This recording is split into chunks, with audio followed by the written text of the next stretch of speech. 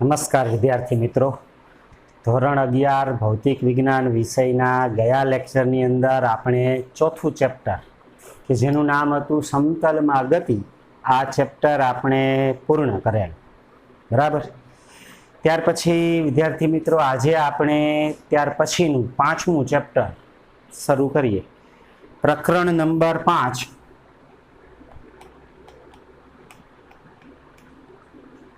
જેનું નામ છે ગતિના નિયમો.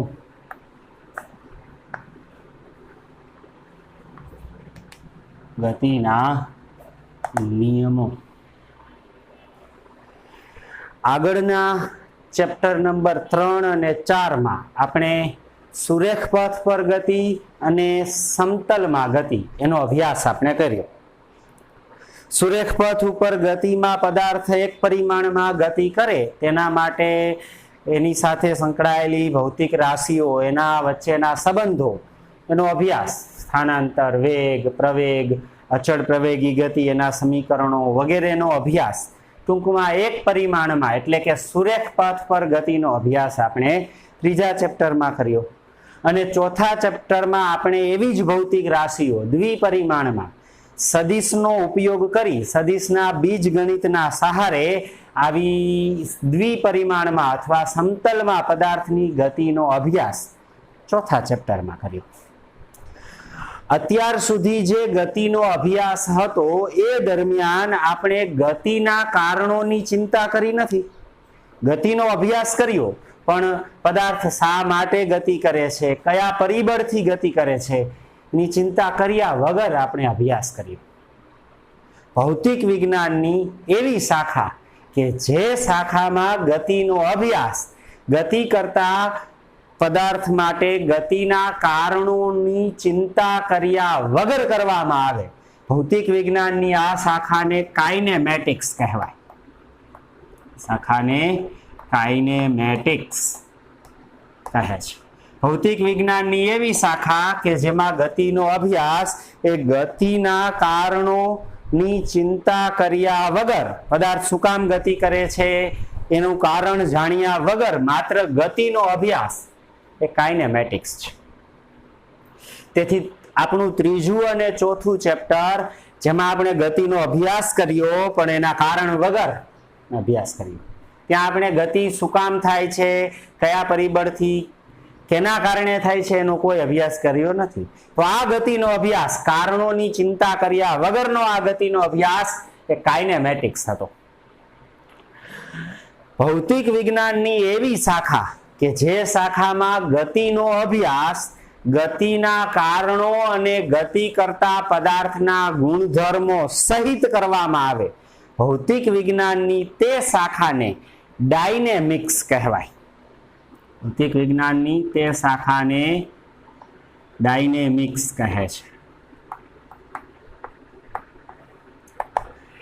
એવી શાખા કે ફિઝિક્સ અથવા ભૌતિક વિજ્ઞાનની એવી શાખા કે જેમાં ગતિનો અભ્યાસ ગતિ કરતા પદાર્થના ગુણધર્મો અને ગતિના કારણ સહિત અભ્યાસ કરવામાં આવે, આ શાખા એ ડાયનેમિક્સ કહેવાય. આ કાઇનેમેટિક્સ અને ડાયનેમિક્સ એ સાથે મળી અને મિકેનિક્સ એટલે કે યંત્રશાસ્ત્ર રજૂ કરે છે. કાઇનેમેટિક્સ અને ડાયનેમિક્સ એ સંયુક્ત રીતે મિકેનિક્સ અથવા તો યંત્રશાસ્ત્ર તરીકે ઓળખવામાં આવે છે. અત્યાર સુધીના ત્રીજું અને ચોથું ચેપ્ટર એ કાઇનેમેટિક્સના હતા. હવે આપણે આ પાંચમા ચેપ્ટર કે જેનું નામ છે ગતિના નિયમો, એમાં ગતિના કારણ સહિત ગતિ કરતા પદાર્થોના ગુણધર્મો સાથે ગતિનો અભ્યાસ કરશું. આ અભ્યાસ એ ડાયનેમિક્સ છે. બરાબર. તેથી આ ચેપ્ટર ગતિના નિયમો એ ડાયનેમિક્સનું છે.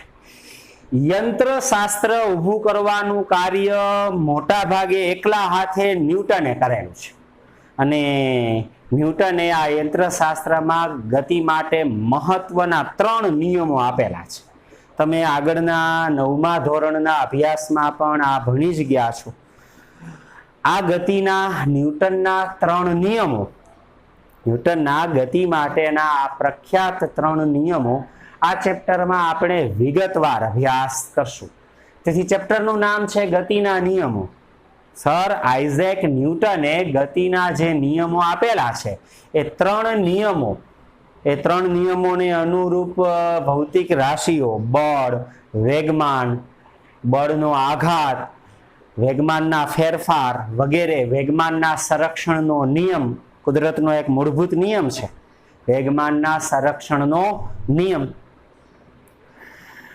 સાથે સાથે ઘર્ષણ બળ, અલગ અલગ પરિસ્થિતિમાં ઘર્ષણ બળના પ્રકારો, ઘર્ષણના ફાયદા ગેરફાયદા વગેરે અભ્યાસ, આ ગતિના નિયમોને અનુરૂપ અભ્યાસ એ આ ચેપ્ટર 5માં આપણે કરશું. ચેપ્ટરનું નામ છે ગતિના નિયમો. આ ચેપ્ટરની શરૂઆત આપણે ગતિના કારણથી કરશું. તેથી પહેલા ટોપિકમાં આપણે ગતિનું કારણ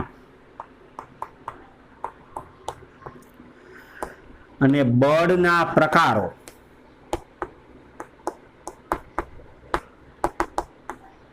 આ ટોપિકથી આ ચેપ્ટરની શરૂઆત કરીએ. પ્રથમ ટોપિક ગતિનું કારણ અને બળના પ્રકારો. કોઈ સ્થિર પદાર્થ છે એને ગતિમાં લાવવો છે, અથવા ગતિ કરતો કોઈ પદાર્થ છે એને સ્થિર કરવો છે, તો તેના માટે એક બાહ્ય પરિબળની જરૂર પડે. ફૂટબોલનો દડો સ્થિર છે તો એને કિક મારતા એ ગતિ કરે છે. પવનના કારણે ઝાડની ડાળીઓ ગતિ કરે છે. દડાને હાથ વડે ફેંકતા દડો ઉપર તરફ ગતિ કરે છે. વહેતી નદીમાં, એવી નદી કે જેમાં પાણી વહે છે, ઢાળ હોય, ઉપરથી નદી આમ વહેતી હોય, એમાં બોટ છે એ આપમેળે હલેસા માર્યા વગર ગતિ કરે. આ બધા જ કિસ્સામાં ગતિ માટે એક જવાબદાર પરિબળ, અને તે પરિબળ એટલે બળ છે. તેથી ગતિનું કારણ એ પદાર્થ પરનું એવું પરિબળ કે જે તેને ગતિમાં લાવે છે, આ પરિબળ એ બળ છે. આમ કોઈ પણ પદાર્થ સ્થિર છે એને ગતિમાં લાવવો છે, કે ગતિમાન પદાર્થને સ્થિર કરવો છે, ગતિમાં ફેરફાર કરવો છે, તો ગતિનું આ કારણ બળ જવાબદાર છે. આપણા આ ઉદાહરણોમાં ફૂટબોલના દડાને કિક મારીએ છીએ ત્યારે પગ વડે એના ઉપર બાહ્ય બળ લગાડીએ છીએ, તો એ બાહ્ય બળ વડે ફૂટબોલનો દડો ગતિ કરે છે. તેથી ફૂટબોલના દડાની ગતિનું કારણ પગ વડે બળ છે. વૃક્ષની ડાળીઓ ઝૂલે છે, ગતિ કરે છે, કારણ કે પવન વડે તેના ઉપર બાહ્ય બળ લાગે છે અને એ બળની અસર હેઠળ ડાળીઓ ઝૂલે છે. તેથી ડાળીઓની ગતિનું કારણ એ હવા વડે, પવન વડે લાગતું બળ છે.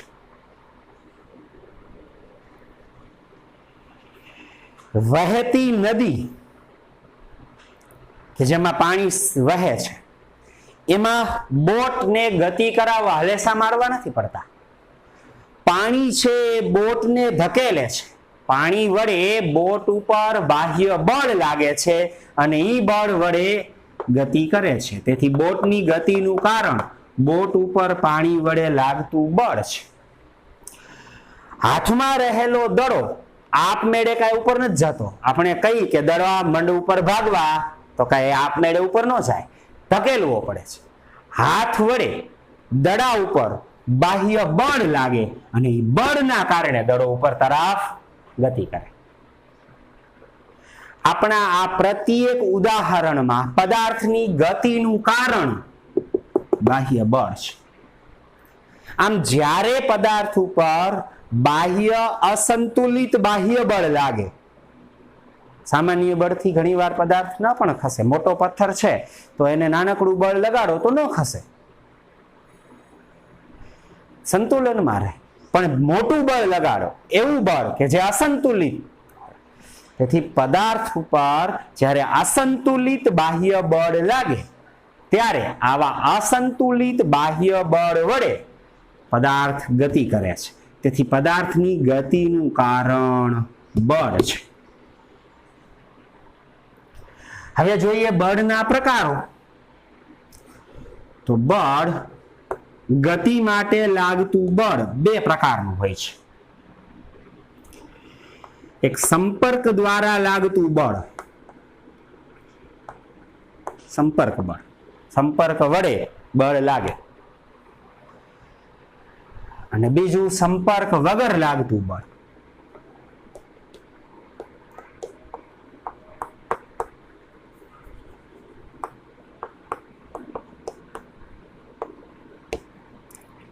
જેને ક્ષેત્ર બળ કહેવાય. ક્ષેત્રફળ નહીં હો, ક્ષેત્ર બળ, ફળ નહીં, ક્ષેત્ર વડે લાગતું બળ, ક્ષેત્ર બળ. આમ બળ એ ગતિના કારણ એવા બળ બે પ્રકારના છે. એક સંપર્ક દ્વારા લાગતું સંપર્ક બળ અને બીજું સંપર્ક વગર લાગતું ક્ષેત્ર બળ. આપણા આ બધા ઉદાહરણોમાં, આપણી ગતિના જે ઉદાહરણો આપણે જોયા, બરાબર, કે ફૂટબોલના દડાની ગતિ, પછી દડાને હાથમાંથી ઉર્ધ્વ દિશામાં ફેંકવા દરમિયાન ગતિ, વૃક્ષની ડાળીઓની ગતિ, વહેતા પાણીમાં બોટની ગતિ, આ બધા જ ઉદાહરણોમાં આ બળ એ પદાર્થ વડે સંપર્કથી લાગે છે. ફૂટબોલના દડાને પગ સાથે સંપર્ક થાય અને એ સંપર્કના કારણે ફૂટબોલના દડા ઉપર બાહ્ય બળ લાગે ને ગતિ થાય. તેથી ફૂટબોલના દડાની ગતિ પાછળ જવાબદાર બળ સંપર્ક દ્વારા લાગતું બળ છે.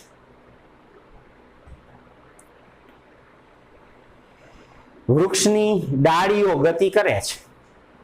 પવન છે એ ડાળીઓ સાથે સંપર્કમાં આવે છે, અથડાય છે,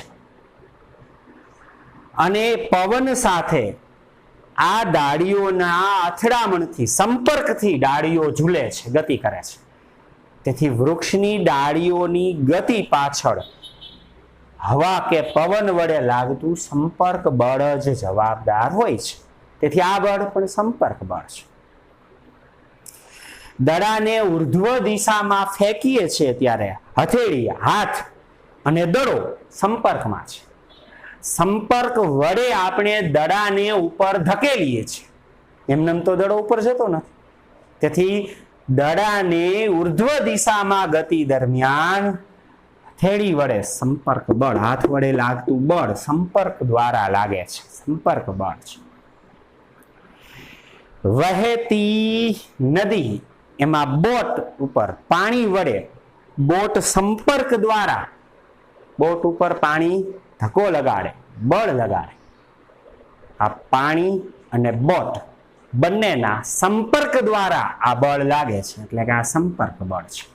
આ બધા જ આપણા ઉદાહરણોમાં ગતિનું કારણ એવું બળ પદાર્થ સાથે સંપર્ક દ્વારા લાગતું જણાય છે.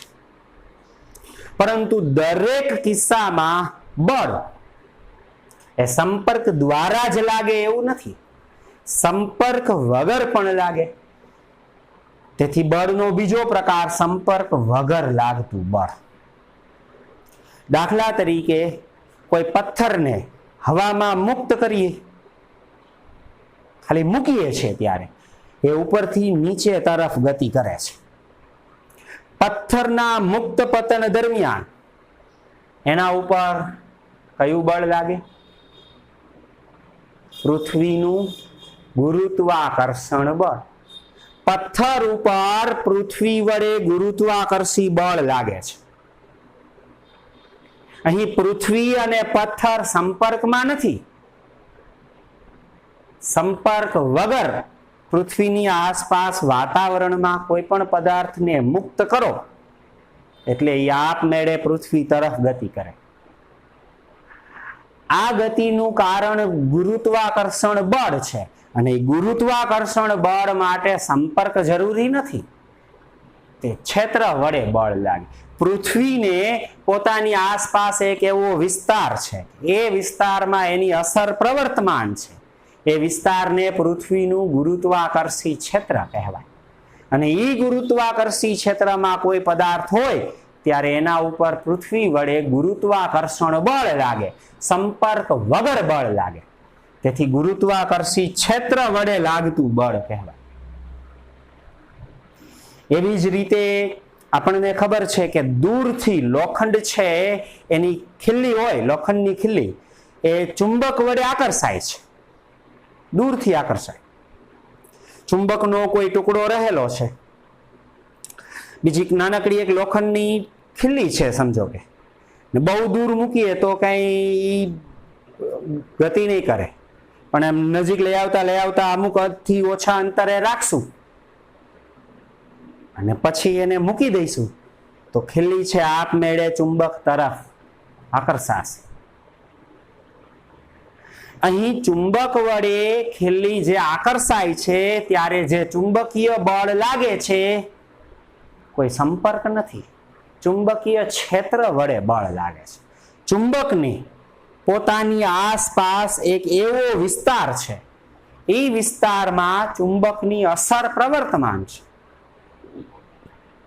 જે વિસ્તારને ચુંબકનું ચુંબકીય ક્ષેત્ર કહેવાય. એ ચુંબકીય ક્ષેત્રમાં નાનકડી હલકી ખીલ્લી રહેલી હોય તો એ ખીલ્લી ચુંબક વડે આકર્ષાય, સંપર્ક વગર આ બળ લાગે. તેથી આવા બળ ક્ષેત્ર બળ તરીકે ઓળખાય. ગુરુત્વાકર્ષણ બળ, વિદ્યુત બળ, ચુંબકીય બળ આ બધા ક્ષેત્ર દ્વારા લાગતા બળો છે. તેથી ગતિનું કારણ બળ એ હંમેશા સંપર્કમાં જ હોય એવું જરૂરી નથી. વ્યવહારમાં પદાર્થની ગતિ માટે સંપર્ક કરાવવો પડે. આપણને ખબર છે કે લારી છે એને સમછીતી જ રસ્તા ઉપર લારીને ગતિ કરાવવા ધક્કો મારવો જ પડે, અને ધક્કો મારવા આપણે એની સાથે સંપર્ક કરાવવું જ પડે. તેથી વ્યવહારમાં સામાન્ય ગતિ માટે બળ આપણે સંપર્ક દ્વારા લગાડીએ છીએ. પણ મારો કહેવાનો અર્થ એવો છે કે ગતિનું કારણ બળ હંમેશા સંપર્કથી જ લાગે એવું ન હોય, સંપર્ક વગર પણ લાગે. સંપર્ક વગર એટલે ભૂત નથી થતું. સંપર્ક વગર એટલે ખાસ પ્રકારના ક્ષેત્ર, ગુરુત્વાકર્ષી ક્ષેત્ર, વિદ્યુત ક્ષેત્ર, ચુંબકીય ક્ષેત્ર, આવા ક્ષેત્ર વડે સંપર્ક વગર બળ લાગી શકે. આમ બળ ગતિનું કારણ, કોઈ પણ પદાર્થની ગતિનું કારણ શું છે? બળ છે. જ્યારે કોઈ પદાર્થ ઉપર અસંતુલિત બાહ્ય બળ લાગે ત્યારે તે પદાર્થ પોતાની ગતિની અવસ્થા બદલે, એટલે કે સ્થિર હોય તો ગતિમાં આવે અને ગતિ કરતો હોય તો પોતાની ગતિમાં ફેરફાર કરે.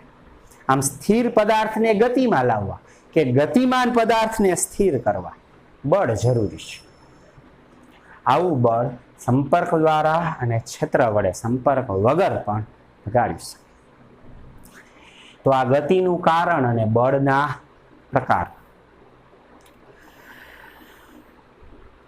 આ બળ છે એ ગતિનું કારણ છે. આપણું સ્થિર પદાર્થને ગતિમાં લાવવા બળ લગાડવું પડે, ગતિમાન પદાર્થને રોકવા માટે, સ્થિર કરવા માટે બળ લગાડવું પડે. તો પછી પ્રશ્ન થાય કે ગતિમાન પદાર્થની ગતિ ચાલુ રાખવા બળ લગાડવું પડે? પ્રશ્ન, ગતિમાન પદાર્થની ગતિ ચાલુ રાખવા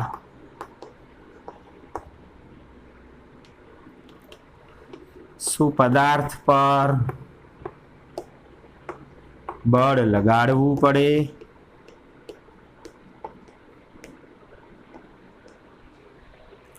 આ પ્રશ્નનો જવાબ અત્યારે આપણને સાવ સામાન્ય લાગે, પણ યંત્રશાસ્ત્રના ખ્યાલો પહેલા ગેલેલિયો, ન્યૂટન એને આપેલા નિયમો પહેલા એરિસ્ટોટલે આ યંત્રશાસ્ત્ર શરૂ કરવાનું કેટલીક કલ્પનાઓ, કેટલીક રચનાઓ આપી. એરિસ્ટોટલે ગતિ અંગે ઘણા બધા ખ્યાલો આપેલા છે. તો આ પ્રશ્નનો જવાબ મેળવવા માટે પેલા એરિસ્ટોટલનો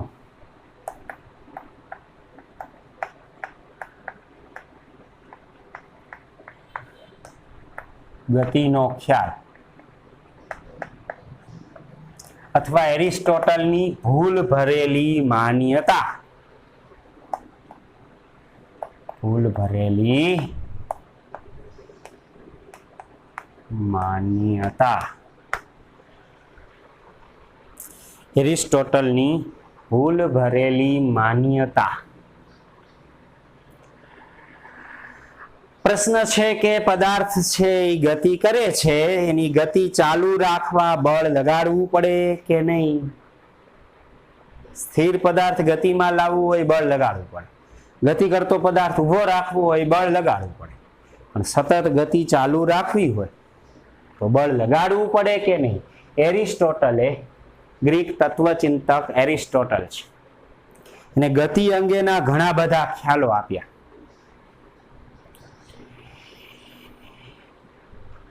એના મોટા ભાગના ખ્યાલો આજે ખોટા પડ્યા છે, પરંતુ એરિસ્ટોટલની આ ભૂલ ભરેલી માન્યતા આપણે સૌ પ્રથમ જોઈએ. સામાન્ય એરિસ્ટોટલના મત મુજબ આ પ્રશ્નનો જવાબ છે પદાર્થ ગતિ ચાલુ રાખવા માટે બળ લગાડવું પડે. હા, પ્રશ્ન છે શું પદાર્થ ગતિમાન પદાર્થની ગતિ ચાલુ રાખવા બળ લગાડવું પડે? તો એરિસ્ટોટલના મત મુજબ છે જવાબ હા. સમજો કે કોઈ તીર છે હવામાં ગતિ કરતું હોય, તો જેવું બાણમાંથી તીર છૂટે, હવામાં જ્યાં સુધી ધક્કો લાગશે ત્યાં સુધી ગતિ કરશે અને પછી ઊભું રહી જશે. જ્યાં સુધી તેના પર ધક્કો લાગે છે વ્યવહારમાં ત્યાં સુધી તીર ગતિ કરશે, બળ લાગતું બંધ થઈ જશે એટલે તીર ઊભું રહી જશે.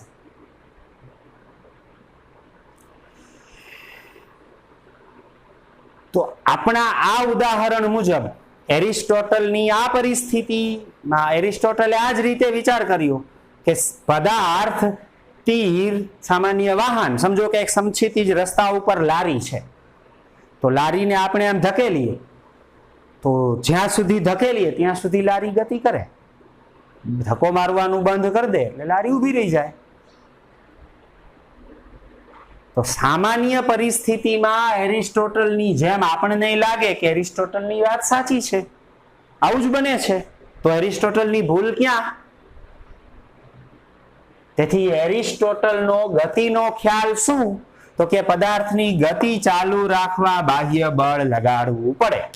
એરિસ્ટોટલનો ગતિનો ખ્યાલ અથવા ભૂલ ભરેલી માન્યતા ગતિમાન પદાર્થની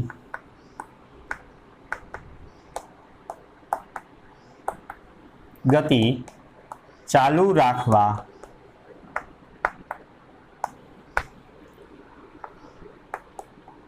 બાહ્ય બળ લગાડવું પડે.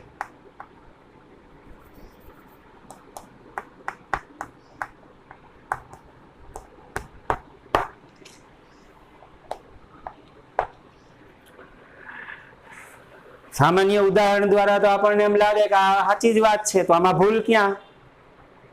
હકીકત એવી છે કે હવામાં તીર જ્યારે ગતિ કરે છે ત્યારે હવાનો અવરોધ, ઘર્ષણના કારણે હવાની અંદર તીર ગતિ દરમિયાન હવાનું ઘર્ષણ બળ લાગે. જમીન ઉપર સમક્ષિતિજ રસ્તા ઉપર વાહનને ગતિ કરવા માટે આપણને સતત ધક્કો લગાડવો પડે છે. શા માટે? તો કે ગતિ દરમિયાન જો ધક્કો લગાડવાનું આપણે બંધ કરી દઈએ, વાહન ગતિ કરતું હોય ત્યારે ગતિની વિરુદ્ધ દિશામાં એક બાહ્ય બળ લગાડવું પડે.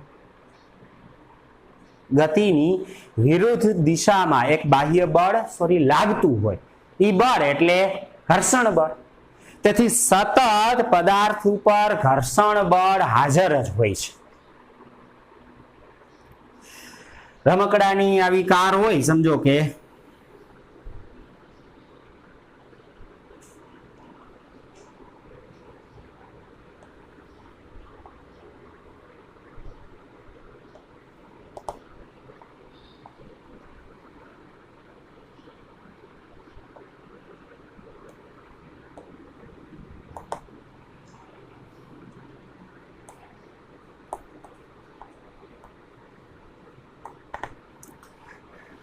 નાનું બાળક છે, આ રમકડાની કારની આગળ એક દોરી બાંધેલી હોય, બરાબર, ની આમ દોરીને ખેંચે, દોરીને આમ ખેંચે એટલે દોરી સાથે સાથે કાર હાલી જાય, બરાબર ને. એટલે બાળકની પાછળ પાછળ બાળક છે, આની આ કાર સાથે એક દોરી બાંધેલી છે, દોરીને ખેંચે છે, તો બાળક સાથે કાર છે એ ગતિ કરે છે. પણ જેવું ખેંચવાનું બંધ કરી દઈએ, મૂકી દઈએ, સમજો કે હાથમાંથી દોરી છૂટી ગઈ, પછી બાળક આગળ જાય તો કાર છે એ થોડુંક અંતર કાપીને ઊભી રહી જાય. શું કામ? તો કે આ કારની ગતિ દરમિયાન ગતિની વિરુદ્ધ દિશામાં ઘર્ષણ બળ લાગે છે, અને ઘર્ષણ બળના કારણે ગતિ અટકે છે. જેટલું ઘર્ષણ બળ લાગે છે, જો એટલું જ બાહ્ય બળ લાગતું હોય, લગાડીએ ઘર્ષણ બળ, આ તરફ બાહ્ય બળ, જેટલું ઘર્ષણ બળ લાગે છે એટલું જ બાહ્ય બળ લગાડીએ તો કાર ઉપર બે બળ લાગે. બળ સદિશ રાશિ છે, બંને બળ સમાન મૂલ્યના પરસ્પર વિરુદ્ધ દિશાના. હવે બે સદિશો જેના મૂલ્ય સરખા હોય, દિશા પરસ્પર વિરુદ્ધ હોય તો પરિણામી સદિશ શૂન્ય થાય. આગળના ચેપ્ટરમાં આપણે ભણ્યા.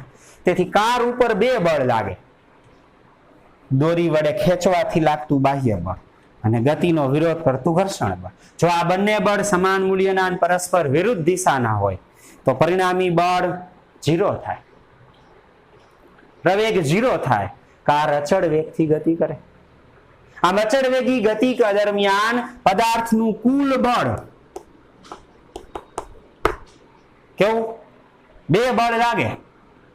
પદાર્થ કાર અચળ વેગથી ગતિ ક્યારે કરે? દોરીથી સતત એક સરખા બાહ્ય બળથી ખેંચો તો એ બાહ્ય બળ ઘર્ષણ બળ જેટલું હોય તો બે બળ સમાન મૂલ્યના વિરુદ્ધ દિશાના, તો પરિણામી બળ 0 થાય. કુલ બળ 0 હોય ત્યારે કાર અચળ વેગથી ગતિ કરે છે. તેથી અચળ વેગી ગતિ ચાલુ રાખવા માટે, એટલે ગતિ ચાલુ રાખવાનું કુલ બળ કેટલું? 0. તો એરિસ્ટોટલની ભૂલ શું હતી? એરિસ્ટોટલ એ સામાન્ય ગતિનું વ્યવહારિક પરિસ્થિતિ, એ કુદરતનો એ મૂળભૂત નિયમ સમજી બેઠા. તેથી ઘર્ષણ જેવા બાહ્ય પરિબળોની હાજરી હોવાના કારણે અને સતત બાહ્ય બળ લગાડવું પડે. એવી એક આદર્શ પરિસ્થિતિ, આદર્શ સપાટી, લીસી સપાટી વિચારો, ઘર્ષણ જ નથી લાગતું, એના ઉપર કારને આમ ગતિ કરાવો, ઊભી જ નહીં, ગતિ કરાવવા બાહ્ય બળ લગાડવું જ નહીં પડે. તેથી આદર્શ વાત શું છે? ગતિ કરાવવા બાહ્ય બળ, ગતિ ચાલુ રાખવા બાહ્ય બળ લગાડવું પડે નહીં. પણ એરિસ્ટોટલે આ વાત કહી જે એની ખોટી છે, ભૂલ ભરેલી માન્યતા છે. એરિસ્ટોટલના મોટા ભાગના ખ્યાલો આજે ખોટા પડી ચૂક્યા છે, બરાબર. એરિસ્ટોટલની ઘણી બધી કલ્પનાઓ છે ગેલેલિયો ન્યૂટને ખોટી પાડી છે, બરાબર. ગેલેલિયોએ જડત્વનો નિયમ આપ્યો, એ જડત્વના નિયમ વડે આ એરિસ્ટોટલની આ ખ્યાલને તેને ખોટો પાડ્યો.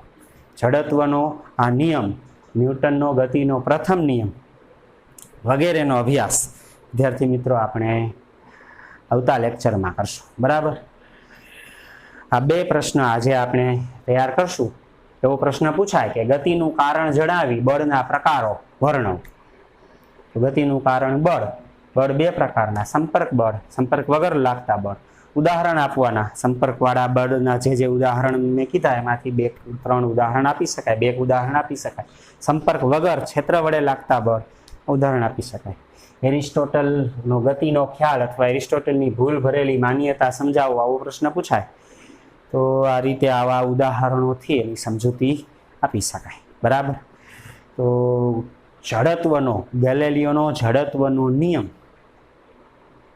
આ એરિસ્ટોટલની આ માન્યતા છે, ભૂલ ભરેલી માન્યતા, એને ખોટી પાડે છે, ભૂલ સુધારે છે, બરાબર. આ જડત્વનો નિયમ શું છે તે આપણે એ વિદ્યાર્થી મિત્રો આગળના લેક્ચરમાં આપણે ભણશું, બરાબર. સારું, ચાલો આજે અહીંયા સુધી રાખીએ. નમસ્કાર.